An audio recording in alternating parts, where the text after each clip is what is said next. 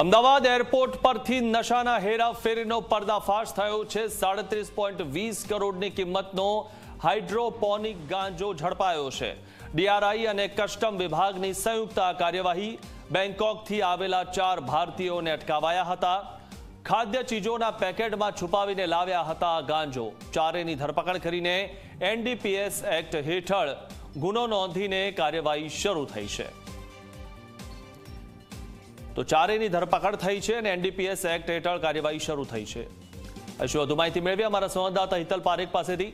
હિતલ, જે રીતે આ વિદેશથી ગાંજો લઈને આવ્યા છે આ ચારે જે ભારતીયો છે, શું વધુ માહિતી?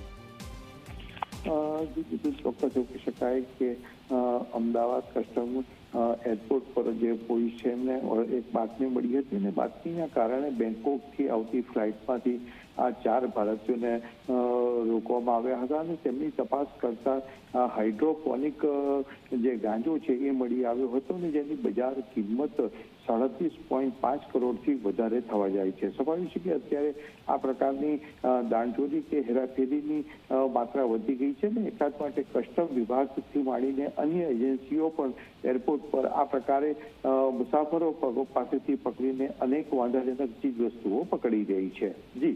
જી આભાર હિતલ, માહિતી આપવા બદલ। તો બેંકોકથી આવેલા 4 ભારતીયોને અટકાવાયા હતા અને તેમની પાસેથી આ ગાંજાનો જથ્થો મળી આવ્યો છે। ખાદ્ય ચીજોના પેકેટમાં ગાંજો લઈને આવ્યા હતા ત્યારે આ ગાંજો ઝડપાયો છે। ફરી એકવાર ગાંજો ઝડપાયો છે ને કરોડો રૂપિયાનો આ ગાંજો તેઓ લઈ આવ્યા હતા। બેંકોકથી આ ગાંજો લાવવામાં આવ્યો હતો।